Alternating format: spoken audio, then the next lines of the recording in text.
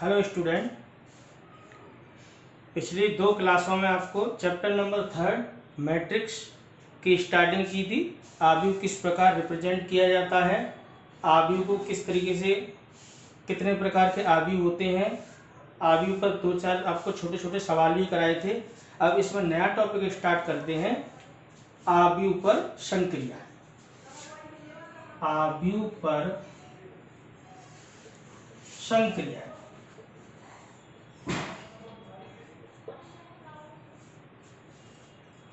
Operations on matrix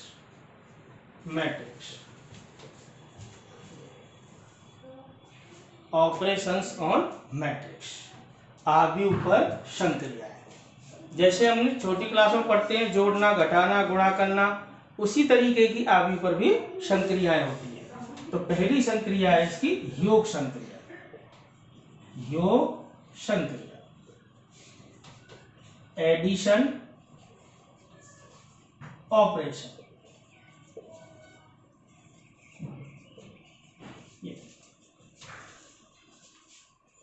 योग संक्रिया, योग संक्रिया, योग का मतलब जैसे जोड़ना, कहने का मतलब यह है कि दो आव्यूह को कब जोड़ा जा सकता है।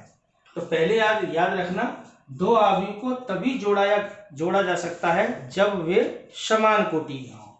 तो दो या उससे अधिक आव्यूह को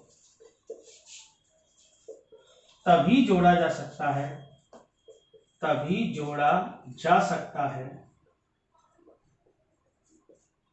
जब वे समान कोटि के हों।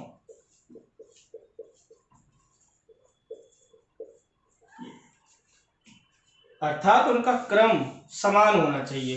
यदि पहला आव्यूह 2x3 कोटि का है तो दूसरा आव्यूह भी 2x3 कोटि का होना चाहिए। सपोज करो पहला आव्यूह है मेरे AIJ, इस टाइप के अवयव है, इसकी कोटि m×n है। तो अगर दूसरा आव्यूह अगर आपका BIJ, कोई भी अवयव हो सकते हैं, अवयव साधारणतः AIJ या BIJ से व्यक्त किए जा सकते हैं। अगर इसका क्रम m×n है तो इसका क्रम भी m×n होना चाहिए, तभी इन दोनों आव्यूह को जोड़ा जा सकता है। मतलब A+B दोनों आव्यूह को जोड़ा जा सकता है। मतलब इस प्रकार आएंगे कि इनके संगत अवयव जुड़ेंगे ऐसे, और इसकी भी जो क्रम निकल के आएगा वो m×n होगा। जोड़ना किससे? AIJ प्लस अवयवों को जोड़ा जाता है। मतलब पहला अवयव A11 B11 से जुड़ेगा, A12 B12 से, संगत अवयवों को जोड़ते जाते हैं। जैसे सपोज करो एक मेरा आव्यूह इस प्रकार है 2 3 4 -1 0 5 ऐसे, और दूसरा आव्यूह मेरा इस प्रकार का है 1 2 3 -1 4 3 इस प्रकार। अगर इसका क्रम 2x3 है, आप देख रहे हैं इसमें 2 पंक्ति 3 स्तंभ में, तो इसमें भी 2 पंक्ति 3 स्तंभ में। इसका क्रम 2x3 है तो इसका क्रम भी 2x3 है। इसका मतलब इन दोनों आव्यूह को जोड़ा जा सकता है। अब जोड़ेंगे किस प्रकार, ये देखिए A+B बराबर 2 3 4, इनके संगत अवयवों को जोड़ना है। 1 2 3 -1 4 3 इस प्रकार। तो इसका मतलब A11 B11 से जुड़ेगा, A12 B12 से। जैसे ये लिखा है AIJ प्लस BIJ, मतलब संगत अवयवों को जोड़ते जाना है। तो किस प्रकार जोड़ना है आपको? 2+1 करना है, 3+2 करना है, 4+3 -1 को जोड़ना है, 0+4 एंड 5+3। तो रिजल्ट क्या आएगा? यहां से इसको सॉल्व कर लेंगे।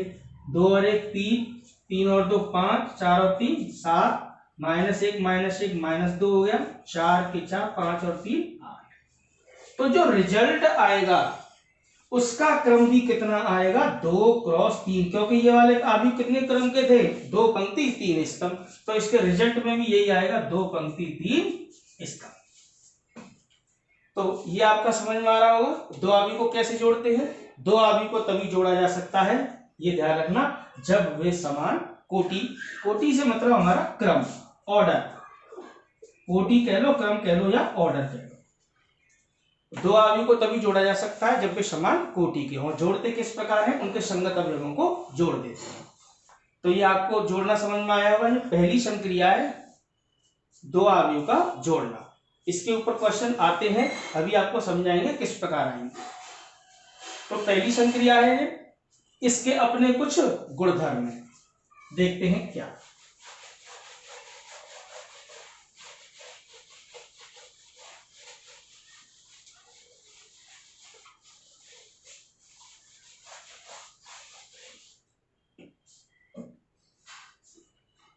तो जो योग संक्रिया है ना के गुणधर्म,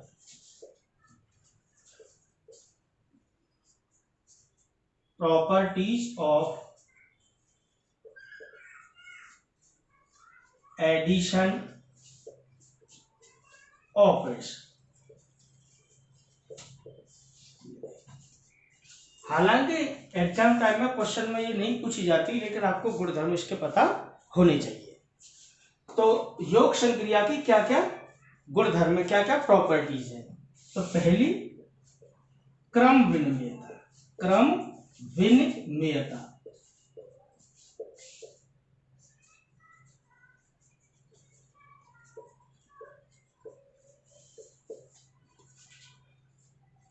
कॉम्यूटेटिविटी, जैसे क्रम विनिमय भी कहते हैं, कॉम्यूटेटिव लॉ, क्रम विनिमय गुणधर्म, क्रम विनिमय नियम कैसे भी लिख सकते हैं। क्रम विनिमय नियम को ही हम ऐसे भी कह सकते हैं, उस गुण को क्या कहेंगे, क्रम विनिमयता। क्रम विनिमयता का मतलब समझते हैं, यदि ए तथा बी समान कोटि के, कोटि समान होनी चाहिए, कोटि समान होने का मतलब है कोटि समान नहीं होगी तो उनको जोड़ा ही नहीं जा सकेगा। तो यदि ए तथा बी समान कोटि या क्रम के दो आव्यूह हों, तब ए प्लस बी बराबर होता है बी प्लस ए। अर्थात आव्यूह ए में बी को जोड़ा जाए या बी में ए को जोड़ा जाए, तो दोनों आव्यूह कैसे होते हैं, समान, मतलब दोनों का रिजल्ट कैसा आएगा, समान, ए प्लस बी या बी प्लस ए। दूसरा, साचर्यता, एसोसिएटिविटी,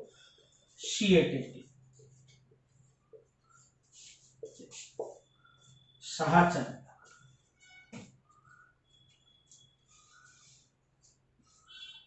साचरता क्या होती है, साचरता क्या होती है, यदि ए बी सी, यदि ए बी सी समान कोटि के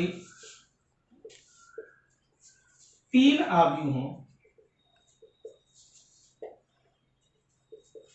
तब ए प्लस बी प्लस सी बराबर होता है ए प्लस बी प्लस सी। ए प्लस बी में सी को जोड़ो या बी प्लस सी में ए को, ये मान कैसा रहता है, बराबर।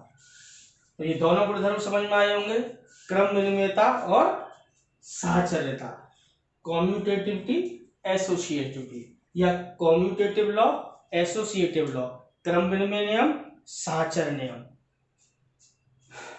नंबर 3, तत्समक, तत्समक, तत्समक, या इसको ऐसे समझ सकते हो, योज्य तत्समक।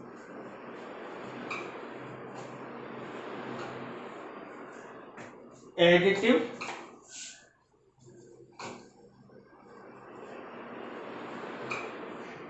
आइडेंटिटी।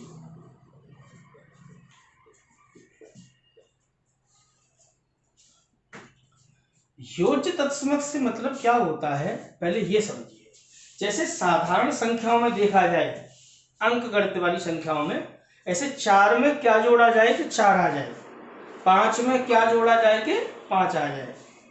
तो आप समझ दिमाग में आ रही होगी, जैसे 4 में सब क्या जोड़े, 0 जोड़ा जाए तो 4 ही रहेगा, 5 में क्या जोड़ा जाए, 0 जोड़ा जाए 5 ही रहेगा। ऐसे ही किसी आव्यूह में क्या जोड़ा जाए कि उस आव्यूह पर कोई प्रभाव नहीं पड़े। तो जैसे कोई आव्यूह ए है, उसमें आप शून्य आव्यूह को जोड़ोगे तो आव्यूह ए ही रहेगा। तो जो शून्य आव्यूह होता है, शून्य आव्यूह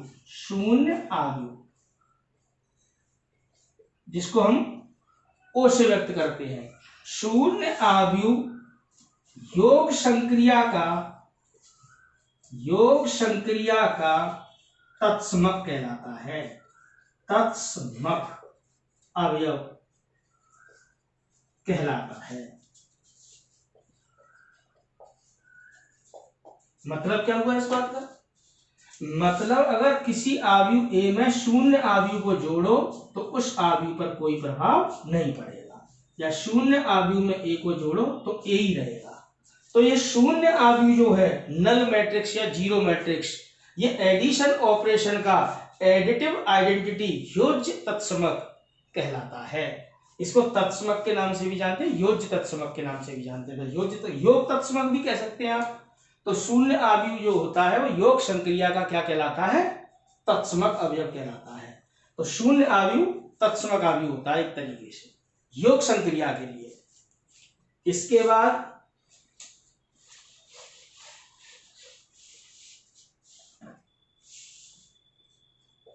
योज्य प्रतिलोम,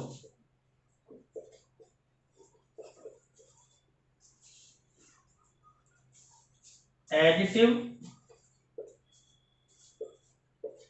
इनवर्स।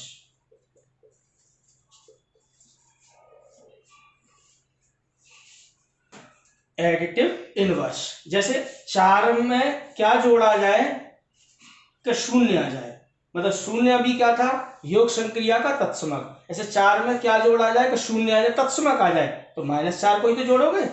जैसे आव्यूह ए में क्या जोड़ा जाए कि योग तत्समक आ जाए, ये वाला आ जाए, शून्य आ जाए, तो आप क्या जोड़ोगे, आव्यूह ए में -a को ही तो जोड़ोगे, या -a में किसको जोड़ोगे, a। तो a में -a को जोड़ा जाए या -a में a को, क्या आ जाएगा, तत्समक अवयव आ जाएगा कि नहीं आ जाएगा। तो -a आव्यूह a का योज्य प्रतिलोम कहलाता है। ये क्या कहलाता है, योज्य प्रतिलोम, एडिटिव इनवर्स। तो स्टूडेंट, हमने यहाँ पर गुणधर्मों में 4 बातें सीखी। नंबर 1, क्रम विनिमेयता, कॉम्यूटेटिविटी।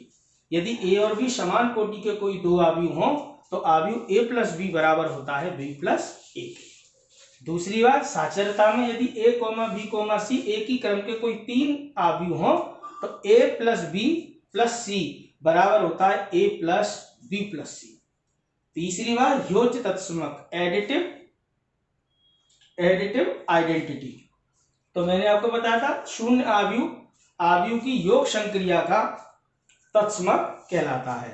और योज्य प्रतिलोम, अगर a है कोई आव्यूह तो -a उसका क्या कहलाएगा, योज्य प्रतिलोम। तो ये हमारी पहली संक्रिया थी, योग संक्रिया। इसके बाद आगे आएगी अंतर संक्रिया, लगभग सेम होती है, देखते हैं।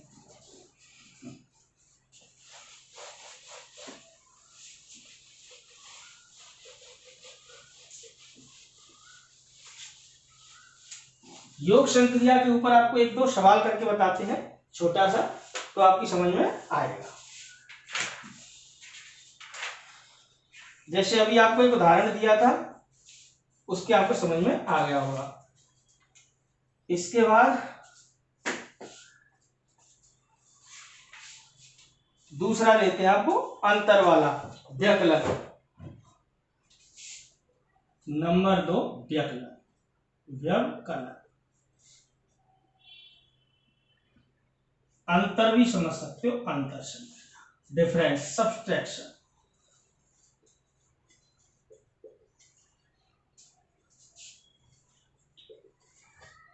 ऑपरेशन।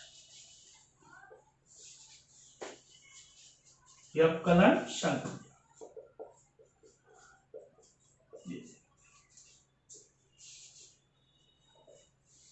देखिए तो बिल्कुल सेम है, जैसे दो आव्यूह को कब जोड़ा जा सकता था, जब वे समान कोटि के हों। इसी प्रकार इसमें है, दो आव्यूह को तभी घटाया जा सकता है एक दूसरे में से जब वे समान कोटि के हों।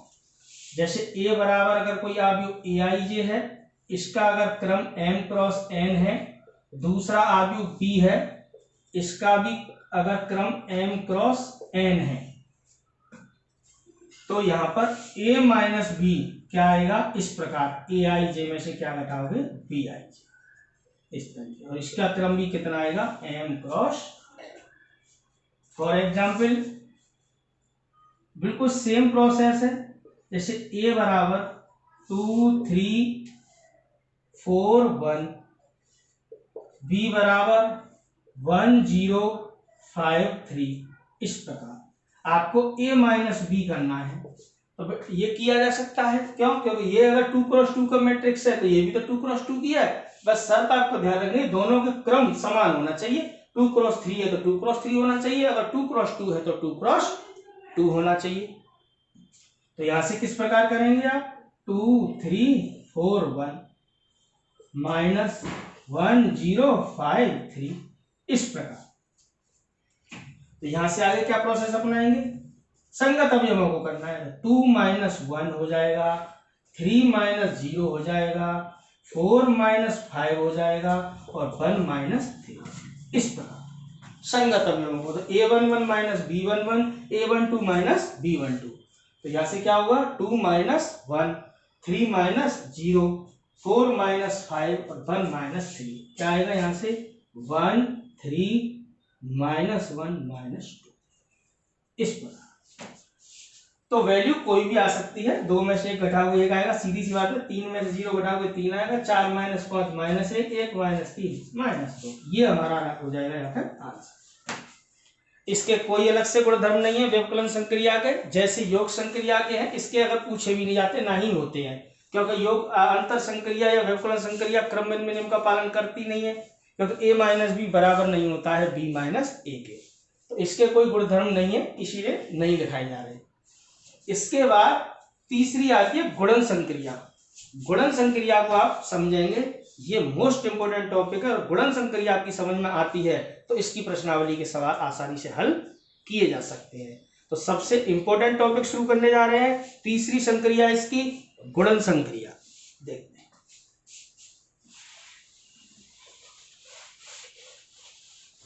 तो अब इसकी तीसरी संक्रिया स्टार्ट करने जा रहे हैं, जो कि गुणन संक्रिया, और सबसे मोस्ट इंपोर्टेंट टॉपिक है इस आव्यूह वाले चैप्टर का। अगर आपकी गुणन संक्रिया समझ में आ जाती है तो आपका पूरा चैप्टर ये ढंग से क्लियर होता चला जाएगा। गुणन संक्रिया क्या होती है उसको समझते हैं। गुणन संक्रिया मल्टीप्लिकेशन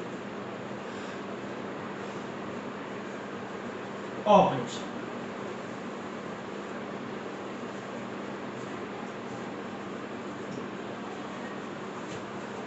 तो पहले आपको यह समझना है कि दो आव्यूह का गुणा तभी किया जा सकता है जब पहले आव्यूह के स्तंभों की संख्या दूसरे आव्यूह के पंक्तियों की संख्या के बराबर हो।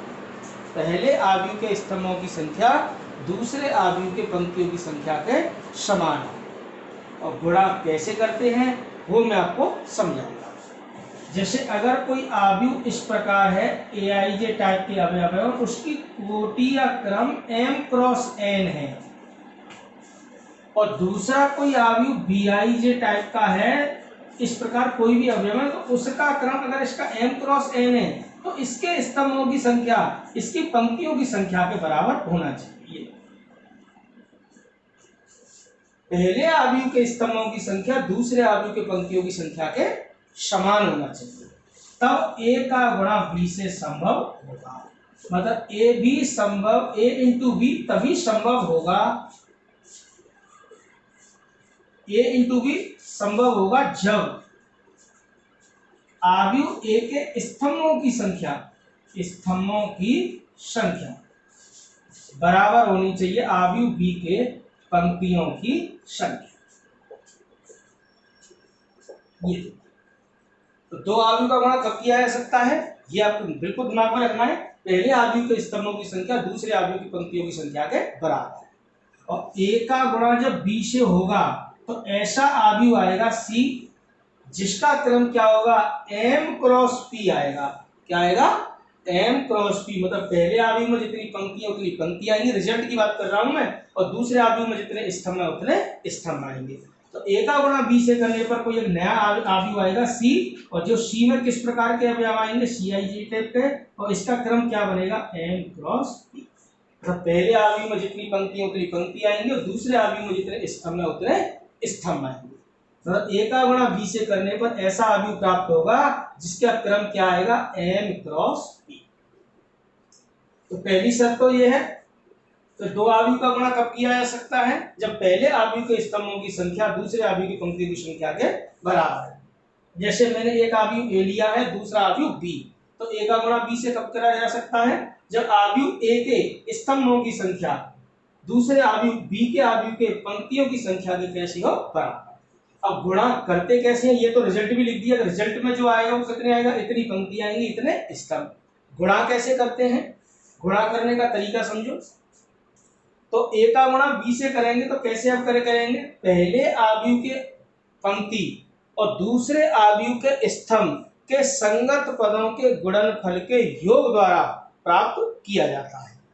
आव्यूह ए और बी, ए का गुणा बी से कैसे करते हैं, पहले आव्यूह की पंक्ति लेते हैं, दूसरे आव्यूह के स्तंभ और उनके संगत पदों के गुणनफल के योग द्वारा प्राप्त किया जाता है। थ्योरेटिकली आपकी समझ में आ जाएगा, आपको एक एग्जाम्पल के थ्रू समझाते हैं। तो पहले तो ये समझ लो कि ए का गुणा बी से कब होगा, जब पहले आव्यूह के स्तंभों की संख्या दूसरे आव्यूह की पंक्ति, और ए बी का जो रिजल्ट आएगा वो आएगा एम क्रॉस। गुणा कैसे करते हैं, गुणा करने का नियम,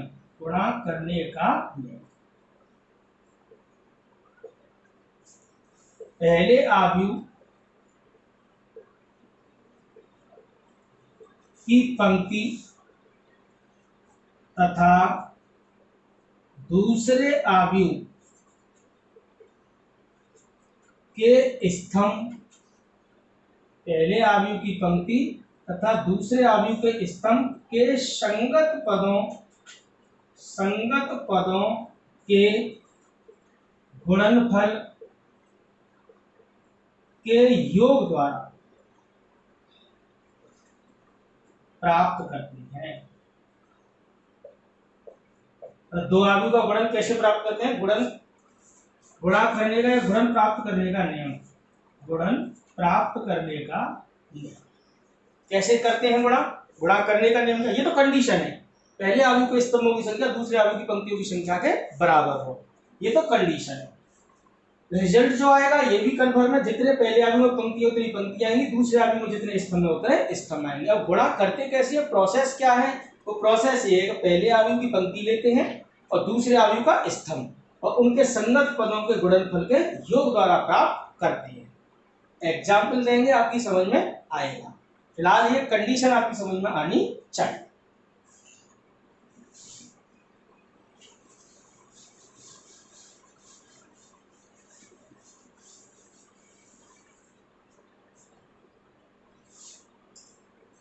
एग्जाम्पल,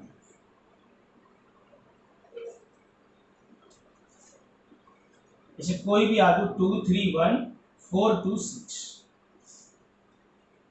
कुछ भी हो, 6 या 12, इसका क्रम 2 क्रॉस 3, तो इसका गुणा किसी भी आव्यूह से किया जा सकता है, उसमें 3 पंक्ति आनी चाहिए, ये ध्यान रखना। जैसे एक आव्यूह लिया मैंने इस प्रकार 2 1 4 3 5 2,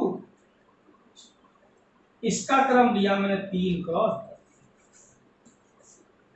3 पंक्ति आनी चाहिए, स्तंभ 2 आ जाए चाहे 3 आ जाए, उससे कोई फर्क नहीं पड़ेगा, स्तंभ और भी आ सकता है, कोई टेंशन नहीं है। 4 1 5 ऐसे 3 क्रॉस 3 हो सकता है, 3 क्रॉस 4 हो सकता है, खाली 3 क्रॉस, मतलब इसके स्तंभों की संख्या इसके पंक्तियों की संख्या के बराबर हो, इसमें कितने भी स्तंभ हो कोई फर्क नहीं पड़ेगा। जैसे सपोज करो आपने यहीं तक लिया, कोई टेंशन नहीं है इससे, इसका क्रम क्या ले लिया आपने 3 क्रॉस 2, मतलब 3 तो पंक्ति है 2 स्तंभ है, तो पहले आव्यूह के स्तंभों की संख्या दूसरे आव्यूह की पंक्तियों की संख्या के बराबर है, इसका मतलब गुणा किया जा सकता है, स्तंभ इसमें कितने भी हो। तो गुणा करने का नियम कैसे करेंगे, ए का गुणा बी से, अब समझिए 2 3 1 4 2 2 इंटू 2 1 4 3 5 2। ये देखिए जो एलिमेंट है उनको उतार लिया मैंने। क्या बताया था गुणा करने में, ये तो श्योर हो गया कि इसका क्रॉस 2 क्रॉस 3 है, ये 3 क्रॉस 2 है, तो गुणा संभव है। और रिजल्ट कितने का आएगा, इसकी कितनी पंक्तियां उतनी पंक्तियां आएंगी, जितने इसमें स्तंभ है उतने स्तंभ आएंगे। गुणा करने का क्या प्रोसेस है वो आप समझिए। यहां से क्या बताया था आपको, पहले आव्यूह की पंक्ति लेते हैं और दूसरे आव्यूह का स्तंभ, और उनके संगत पदों के गुणनफल के योग द्वारा प्राप्त किया जा सकता है, किया जाता है। किस प्रकार, जैसे ये पहली पंक्ति लेंगे तो पहला ही स्तंभ, पंक्ति गुणा स्तंभ, ऐसे चलता है गुणा, पंक्ति गुणा स्तंभ। मतलब आप ऐसे समझो, इसको उठा के इस पर रखना है, तो 2 का मल्टीपल 2 से, 3 का 4 से, 1 का 5 से, तो कैसे आएगा, 2 का गुणा 2 से प्लस संगत पदों के गुणनफल, और इस पंक्ति का पहला अवयव तो इस स्तंभ का पहला, इस पंक्ति का दूसरा अवयव तो इस स्तंभ का दूसरा, इस पंक्ति का तीसरा स्तंभ तो तीसरा अवयव तो इस स्तंभ का भी तीसरा अवयव। 2 गुणा 2 हो गया, प्लस 3 गुणा 4 हो जाएगा, प्लस 1 गुणा 5। प्रोसेस समझ में आ रहा होगा।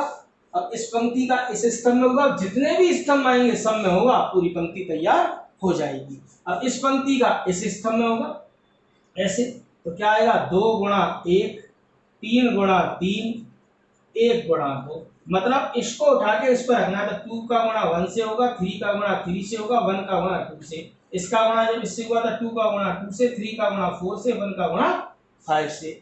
ऐसे ही इसको प्रोसेस को आगे बढ़ाएंगे तो 4 बिल्कुल पंक्ति गुणा स्तंभ, 4 का गुणा 2 से, 4 इंटू 2, 2 का गुणा 4 से, और 2 का गुणा 5 से। इसका जब होगा 4 इंटू 1 होगा, प्लस 2 इंटू 3, प्लस 2 इंटू, ये प्रोसेस होता है। समझ में आ रहा होगा ये प्रोसेस किस प्रकार किया जा रहा है। 4 गुणा 2, 2 गुणा 4, 2 गुणा 5, 4 गुणा 1, 2 गुणा 3, 2 गुणा 2। आपको प्रोसेस समझ में आना चाहिए, संख्यात्मक गणना है तो आप खुद भी हल कर सकते हैं। देखेंगे इसको क्या बनेगा, 2 2 जा 4, 3 4 जा 12, इसको हल कर लेना है, और इसमें कुछ नहीं, कैलकुलेशन तो आपको हल करना आता ही है, बस इसको हल करना है। इसको हल कर लेंगे और रिजल्ट हम आ जाएंगे। तो यहाँ से 4 12 16 5 21, 9 2 11 2 13, 8 8 16 10 26, 6 4 10 और 4। रिजल्ट कितने का आया, आप देख रहे हैं 2 पंक्ति और 2 स्तंभ। मैंने बताया था कितने का रिजल्ट आएगा, इतनी पंक्ति आएंगी और इतने स्तंभ आएंगे। हो गया यहाँ पर, तो ये आपके समझ में आया होगा। अच्छा, आप कहोगे क्या सर ए का गुणा बी से हो रहा है, क्या बी का गुणा ए से हो जाएगा।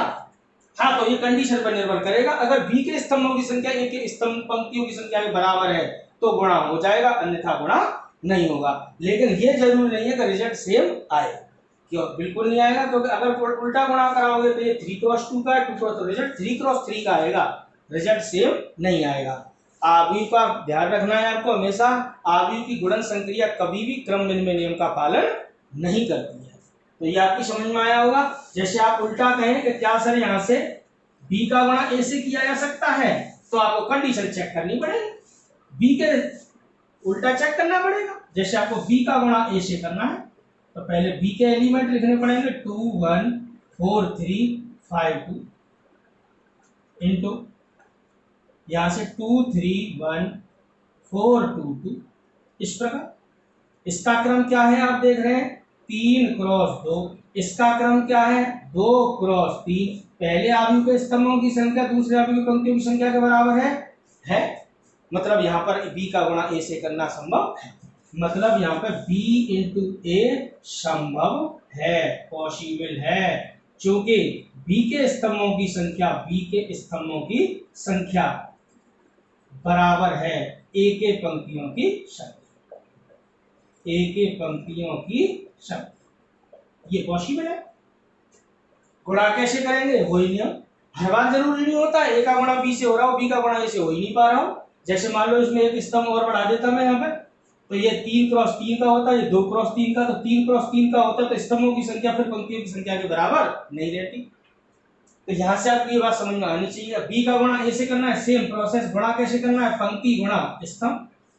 तो ये बी का गुणा ए से डायरेक्ट करते चले जाएंगे, 2 दूनी 4, 1 का गुणा 4 से करोगे 4, 2 तिया 6, 1 का गुणा 2 से करोगे 2, 2 का गुणा 1 से 2, 1 का गुणा 2 से 2, 4 का गुणा 2 से 4 दूनी 8, पंक्ति गुणा स्तंभ 3 चौके 12, 4 तिया 12, 3 दूनी 6, 4 एकम 4, 3 दूनी 6, 5 दूनी 10, 2 चौके 8, कोई पंक्ति गुणा स्तंभ, 5 तिया 15, 2 दूनी 4, 5 एकम 5, 2 दूनी 4। इस प्रकार मैंने वो कैलकुलेशन लिखी नहीं है, 2 इंटू 2 लिखा नहीं है, डायरेक्ट 4 लिख दिया, 1 इंटू 2 डायरेक्ट यहाँ से 1 इंटू 4 4 लिख दिया। इसको हल कर लेना है, 4 और 4 8, 6 और 2 8, 4 12 8 20, 12 6 18, 6 4 10, 10 8 18, 15 4 19, 5 4 9। लेकिन रिजल्ट क्या आया, 3 पंक्ति आई, 3 ही स्तंभ। और आपको पता है रिजल्ट कितना आता है, जितने पहले आव्यूह में पंक्तियों उतनी पंक्ति आएंगी और दूसरे आव्यूह में जितने स्तंभ है उतना स्तंभ आएगा। आपने देखा ए का गुणा बी से करने पर रिजल्ट 2x2 आया था, मतलब 2 पंक्ति 2 स्तंभ आए थे, और यहाँ पर 3 पंक्ति 3 स्तंभ। मतलब ए बी बराबर नहीं होता है, आपकी समझ में आ गया होगा बी ए के, मतलब ए का गुणा बी से करो, बी का गुणा ए से, रिजल्ट बराबर नहीं आते हैं, आपने देख लिया। और इसमें ये भी कंडीशन हो सकती है कि ए का गुणा बी से हो पा रहा हो, बी का गुणा ए से हो ही ना पाए, तो ऐसा भी हो जाता है। तो फिलहाल गुणा करने का तरीका समझ में आना चाहिए। कंडीशन तो ये है कि पहले आव्यूह के स्तंभों की संख्या दूसरे आव्यूह के पंक्तियों की संख्या के बराबर होनी चाहिए। दूसरी बात, गुणा करने का नियम क्या है, कैसे गुणा करते हैं, पहले आव्यूह की पंक्ति और दूसरे आव्यूह के स्तंभ के संगत पदों के गुणनफल के योग द्वारा प्राप्त करते हैं। अब इसमें आगे देखते हैं।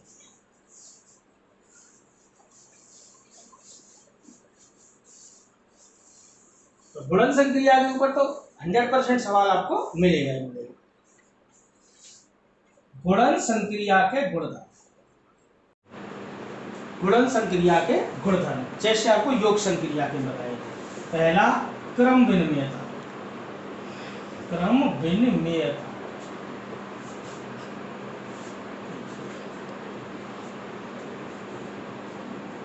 कम्यूटेटिविटी। तो योग संक्रिया क्रम विनिमय नियम का पालन करती है, लेकिन गुणन संक्रिया कभी भी क्रम विनिमय का नियम का पालन नहीं करती है। मतलब ए का गुणा बी से और बी का गुणा ए से किया जाए तो ये मान कभी भी बराबर नहीं आते, क्योंकि अभी आपने देखा ए का गुणा बी से करने पर ए बी आया था 2x2 का, लेकिन बी ए कितने का आया था 3x3 का। और ऐसा भी हो जाता है कि ए का गुणा बी से संभव है लेकिन बी का गुणा ए से संभव है ही नहीं, तो यहाँ पर यह क्रम विनिमयता की कंडीशन यहाँ पर फेल होती है।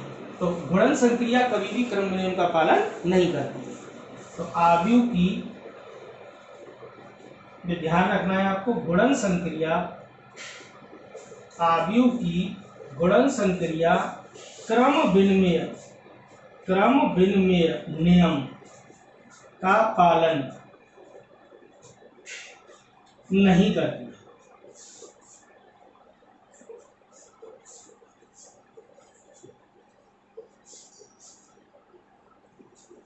गुणन संक्रिया क्रम विनिमय नियम का पालन नहीं करती। दूसरी साचर्यता,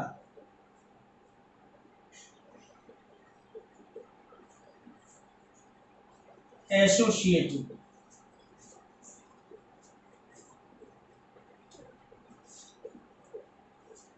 तो आव्यूह की जो साचर संक्रिया है, गुणन संक्रिया, वो साचर नियम का पालन करती है। शर्त यह है कि गुणन संभव होना चाहिए, मतलब a into B into C बराबर होता है a into B into C. Condition ये है जबकि गुणन संभव हो, गुणन संभव, अगर गुणन संभव है मतलब संभव कब है, तो इस प्रकार होना चाहिए जैसे ए का गुणा बी से कर रहे हैं तो ए के स्तंभों की संख्या बी के पंक्तियों की संख्या के बराबर हो। ये कहने का मतलब है अगर गुणन संभव है तो साचर नियम का ये संक्रिया पालन करती है।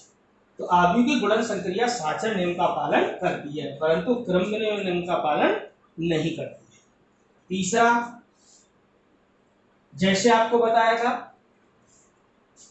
योज्य तत्समक, ऐसे ही गुणन तत्समक।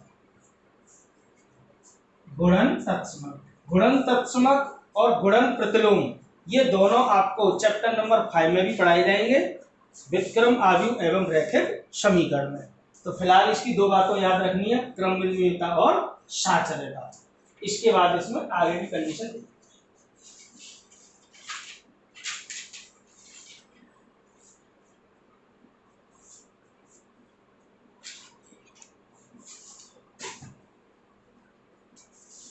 ये गुणन तत्समक वाली बात आपको उस चैप्टर में कराई जाएगी।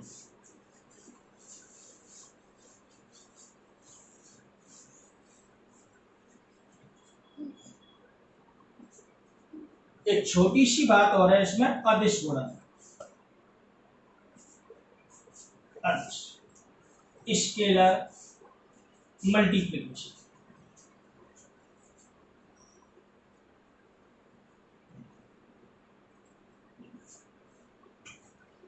कहने का मतलब यह है कि जैसे एक कोई भी आव्यूह हो जिसकी क्रम कैसा भी हो, अगर मान लो के कोई शून्यतर अदिश राशि है और के का गुणा अगर ए से किया जाए तो डायरेक्टली इसके सभी अवयवों में गुणा हो जाता है। मतलब के का गुणा किस में हो जाएगा, सभी अवयवों में, और उसका भी क्रम क्या रहेगा, m क्रॉस n, मतलब उसकी कोटि पर कोई प्रभाव नहीं पड़ेगा। जैसे a बराबर कोई आव्यूह है हमारा 2 3 1 और 1 4 3, और मान लीजिए मुझे 2 का गुणा करना है a से, a की जगह पर 2 ले दिया मैंने। 2 कोई भी मेरी अदिश राशि है, कोई भी स्केलर क्वांटिटी, और 2 का गुणा a से करना है तो कैसे करना है, ये प्रत्येक अवयव में गुणा हो जाएगा। 2 3 1 1 4 3, तो 2 का गुणा 2 से होगा तो क्या आएगा 4, 2 3 जा 6, 2 1 जा 2, 2 1 जा 2, 2 4 जा 8, 2 3 जा 6। इसका क्रम कितना था आव्यूह का, 2 क्रॉस 3, 2 पंक्ति 3 स्तंभ, लेकिन इसमें 2 का गुणा करने पर भी इसके क्रम पर कोई प्रभाव नहीं पड़ेगा। तो इसका भी क्रम क्या रहेगा, 2 क्रॉस 3।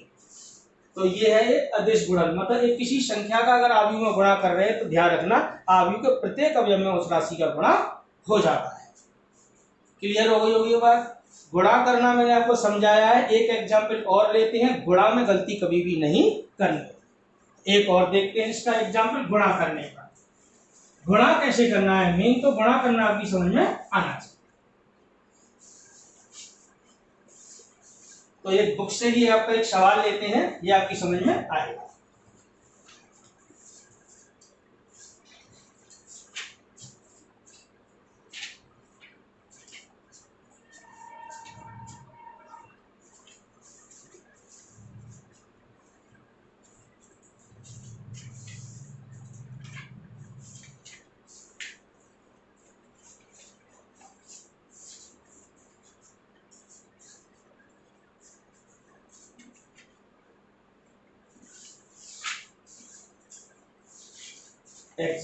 आपकी बुक का ये सवाल कराता हूं, आपकी समझ में आएगा। ये देखिए क्वेश्चन नंबर 5, जैसे ये कहा है उसने, दो आव्यूह दे रखे हैं। ए बराबर क्या आव्यूह दे रखा है, 0 1 2 3 3 2 1 0।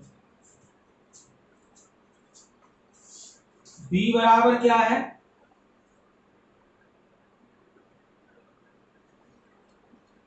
0 3 1 2 2 1 3 0। 0 1 2 3 3 2 1 0 0 3 1 2 0 1 2 3 3 2 1 0। एलिमेंट्स तो कोई भी हो सकते हैं, उसने क्या कहा है इस क्वेश्चन में, क्वेश्चन नंबर 5 प्रश्नावली आपकी वही 3.2। 3.1 में तो आपको बताया था केवल आव्यूह को रिप्रेजेंट करना था किस प्रकार किया जाता है।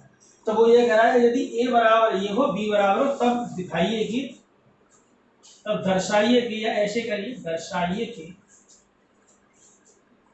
ए B is not equal to B. और आपको पहले भी बता रखा है आव्यूह का गुणन संक्रिया कभी भी क्रम में निम्न का पालन नहीं करती।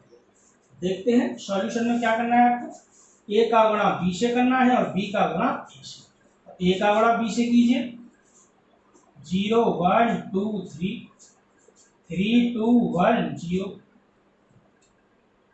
इसका गुणा इससे करना है 0 3 1 2 2 1 3 0। पहले तो ये चेक कर लिया करो क्या गुणा संभव है। इसका क्रम कितना है 2 क्रॉस 4 का, 2 पंक्ति 4 स्तंभ। इसका क्रम क्या है 4 पंक्ति 2 स्तंभ। पहले आव्यूह के स्तंभों की संख्या दूसरे आव्यूह की पंक्ति की संख्या के बराबर है। और यही कंडीशन थी कि दो आव्यूह का गुणन कब किया जा सकता है, जब पहले आव्यूह के स्तंभों की संख्या दूसरे आव्यूह की पंक्तियों की संख्या के बराबर हो। आपकी समझ में आई होगी ये बात। तो गुणा कैसे करना है, गुणा आपको वही सिस्टम अपनाना है पहले वाला। ये देखिए ए का गुणा बी से करना है, गुणा करने का नियम पंक्ति गुणा स्तंभ। तो गुणा करते जाएंगे 0 का 0 से होगा 0 प्लस 1 का 1 से होगा 1, 2 का 2 से होगा 4, 3 का 3 से होगा 9। फिर इसका गुणा इससे को 0 का 3 से 0 आएगा, प्लस 1 का गुणा 2 से 2 आएगा, 2 का गुणा 1 से 2 आएगा, 3 का गुणा 0 से 0 आएगा। इसका जब गुणा करोगे 3 का 0 से करोगे 0 आएगा, 2 का 1 से 2, 1 का 2 से 2 0 आएगा। इसका करोगे 3 3 9, 2 दूनी 4 प्लस 1 प्लस 0। ये देखिए इसको हल कर लेना है। 9 4 13 और 1 14, 2 और 2 4 4, 9 4 13 और 1 14। ये तो ए बी का मान आ गया, ए इंटू बी। कंडीशन दे दो, फर्स्ट इक्वेशन दे दो। अब एक वैल्यू किसकी निकाल देनी है, बी इंटू ए की। बी इंटू ए की कैसे करोगे, वही गुणा करना देखोगे संभव है या नहीं। पहले तो 0 3 1 2 2 1 3 0 इंटू ए की जगह ए का मान 0 1 2 3 3 2 1 0। पहले तो यही चेक करना है कि क्या गुणा संभव है। तो वही कंडीशन, पहले आव्यूह के स्तंभों की संख्या दूसरे आव्यूह की पंक्तियों की संख्या के बराबर हो। इसमें कितनी पंक्ति है, 4 पंक्ति 2 स्तंभ में। इसमें कितनी पंक्ति, 2 पंक्ति 4 स्तंभ में। स्तंभों की संख्या क्या पंक्तियों की संख्या के बराबर है तो गुणा संभव हो जाएगा। अब गुणा कैसे करोगे वो आप समझते चलो, वही पंक्ति गुणा स्तंभ। 0 का 0 से करोगे, 3 का 3 से, तो 0 का 0 से 0 प्लस 3 3 9 हो गया। फिर इसका इस स्तंभ में करोगे, वो स्तंभ में करते जाना है इस प्रकार। 0 का 1 से करोगे 0 आएगा, और 3 का 2 से करोगे 6 आएगा। अब की बात 0 का 2 से करोगे 0 आएगा, प्लस 3 का 1 से करोगे 3 आएगा। फिर दोबारा से 0 का 3 से करोगे 0 आएगा, 3 का 0 से करोगे 0 आएगा, इस प्रकार। फिर दोबारा से इनका करोगे, 1 का 0 से 1 0 आएगा, प्लस 2 का 3 से 6 आएगा जी। 1 का 1 से करोगे 1, 2 का 1 2 से करोगे 4 आएगा। कोई पंक्ति गुणा स्तंभ करते जाना है। 1 का 2 से 2 करोगे 2 आएगा, और 2 का 1 से करोगे 2 आएगा। 1 का 3 से करोगे 3 आएगा, और 2 का 0 से करोगे 0 आएगा। ऐसे ही 2 का 0 से 0, 1 का 3 से 3, 2 का 1 से 2, 1 का 2 से 2, इस प्रकार। 2 का 2 से 4, प्लस 1 का 1 से 1, 2 का 3 से 6, प्लस 1 का 0 से 0, 3 का 0 से 0, प्लस कोई पंक्ति गुणा स्तंभ। ये आपको नियम नहीं होना है, पंक्ति गुणा स्तंभ चलाना है ऐसे। 3 का 0 से 0, प्लस 3 3 जा 9। बोरिंग सा महसूस हो रहा होगा, लेकिन कैलकुलेशन तो मैं करनी पड़ेगी, ये आपको खुद करनी है। वो तो मैंने आपको करा रहा हूँ। क्वेश्चन आपको प्रोसेस समझ में आ जाना चाहिए। प्रोसेस समझ में आता है कभी गलती नहीं होगी। 3 का 0 से 0, 0 का 3 से, यहाँ पर 3 का 0 से 0, 0 का 3 से 0, यहाँ से 3 बन जा 3 प्लस 0 का 2 से करोगे 0, 3 2 जा 6, 0 का 1 से करोगे 0, 3 3 जा 9, 0 का 0 से करोगे 0। इसको हल करा देना, क्या आएगा 9 6 3 0 6 5 4 3, इस प्रकार क्या आएगा 3 4 5 6 0 3 6 9। क्या ये दोनों बराबर हैं? ए का गुणा बी से करने पर बी का, क्या ये आव्यूह इस आव्यूह के बराबर है? कल आपको बताया था आव्यूह की समानता, इक्वलिटी ऑफ मैट्रिक्स। समान आव्यूह, दो आव्यूह समान कब होते हैं? जब वे समान कोटि के हों, और दूसरी बात उनके संगत अवयव समान हों। तो इसका क्रम क्या निकल के आया है? 2 क्रॉस 2 का। इसका क्रम क्या निकल के आया है? 4 क्रॉस 4 का। क्रम ही समान नहीं है और संगत अवयव भी समान नहीं है। इसका पहला अवयव 14, इसका 9, इसके और अवयव इसमें है ही नहीं, उसमें कितने अवयव हैं? तो आप देख रहे हो कहीं से भी ये बराबर नहीं है। So from first and second आपने क्या देखा? A B is not equal to. तो आपकी बुक का ही सवाल लिया था मैंने, ये आपकी समझ में आया होगा। ए का गुणा बी से किया गया और बी का गुणा ए से, दोनों मान बराबर नहीं आए।